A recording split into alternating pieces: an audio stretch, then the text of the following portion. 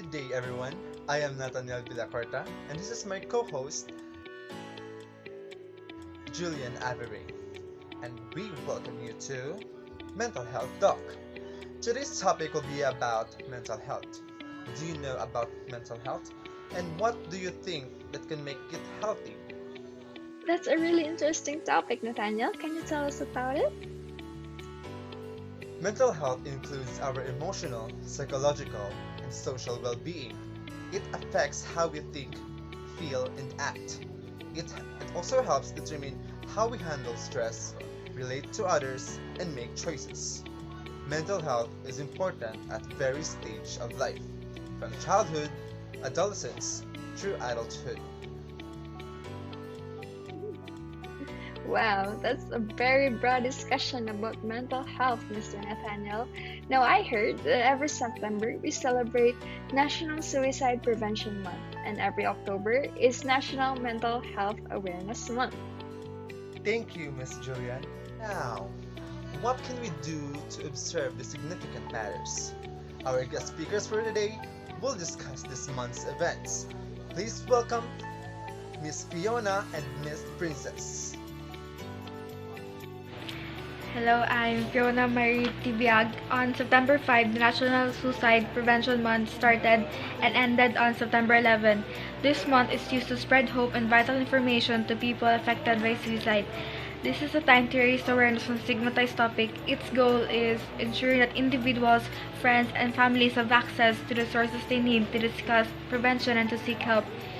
The highlights of this event is that in the month of September, mental health advocates, prevention organizations, survivors, allies, and community members unite to promote suicide prevention awareness. In Monday through Sunday, there is National Suicide Prevention Week, where surrounding World Suicide Prevention Day. This promotes suicide prevention awareness and especially the time to share resources and stories. Also, in September 10, there is the World Suicide Prevention Day, where it's a time to remember those affected by suicide, to raise awareness, and to focus efforts on directing treatment to those who need it most. National Alliance for Mental Illness, NAMI, highlights Together for Mental Health, which encourages people to bring their voices together to advocate for better mental health care, including a crisis response system. During this Suicide Prevention Awareness Month, there are images and graphics you can use on your website and social media accounts and use hashtag suicide prevention or hashtag together for MH. While suicide prevention is important to address year-round, Suicide Prevention Awareness Month provides a dedicated time to come together with collective passion and strength around a difficult topic. Thank you. Thank you so much for enlightening us about this important event, Miss Fiona. Miss Princess, please tell us about this October's event. In recent years, there has been increasing acknowledgement of the important role mental health plays in achieving global development goals, as illustrated in the inclusion of mental health in the Sustainable Development Goals. So, depression is one of the leading causes of disability. Suicide is the second leading cause of death among 15 to 29 years old. People with severe mental health conditions die prematurely, as much as 2 decades early, due to preventable physical conditions. People with mental health conditions frequently face severe human rights violations, discrimination, and stigma. Despite progress in some countries, many mental health conditions can be effectively treated at low cost. But the disparity between those who need care and those who have access to care remains significant. Treatment coverage that is effective is still extremely limited. Globally, mental health problems are on the rise. In the last decade, there has been a 13% increase in mental health conditions and substance use disorders, primarily due to demographic changes. So mental health problems are now account for 1 out of every 5 years of disability.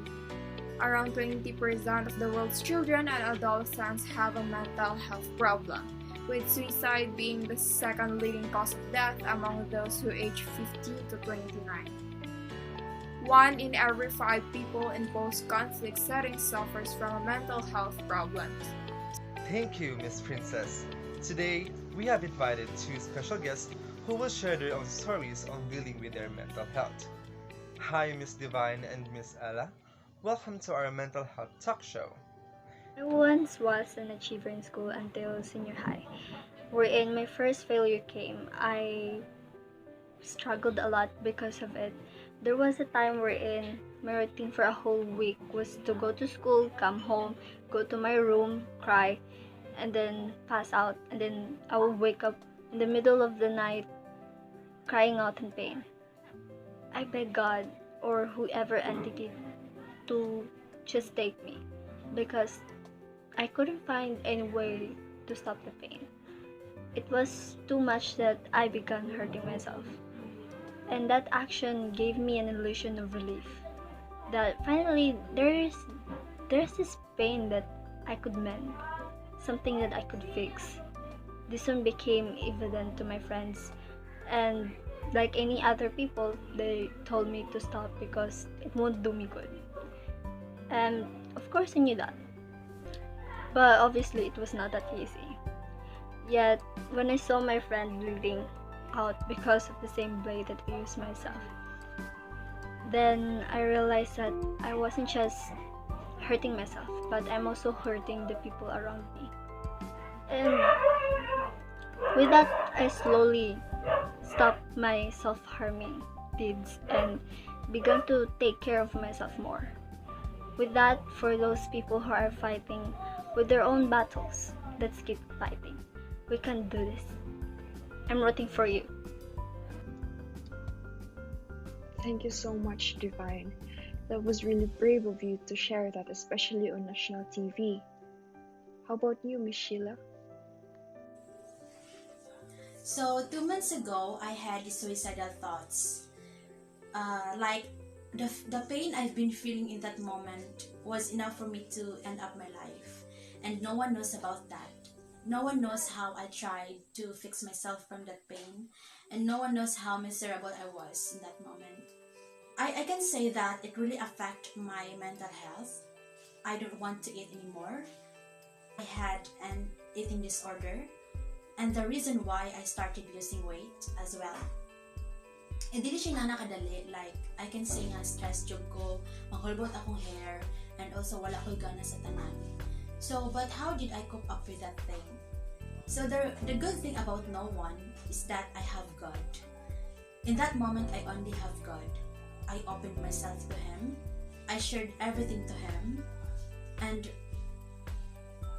during sharing, I cried a lot. Like mark something na adyo na minaw sa ako bitaw. And after all, I felt relief.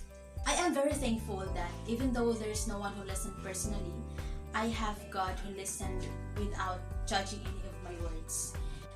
And I just accepted the fact that I don't have strength anymore and I cannot do things out of my strength.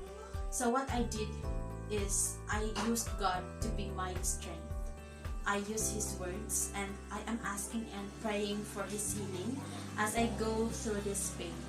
I think the reason why I overcame it all is because I have good relationship to God, and that's all.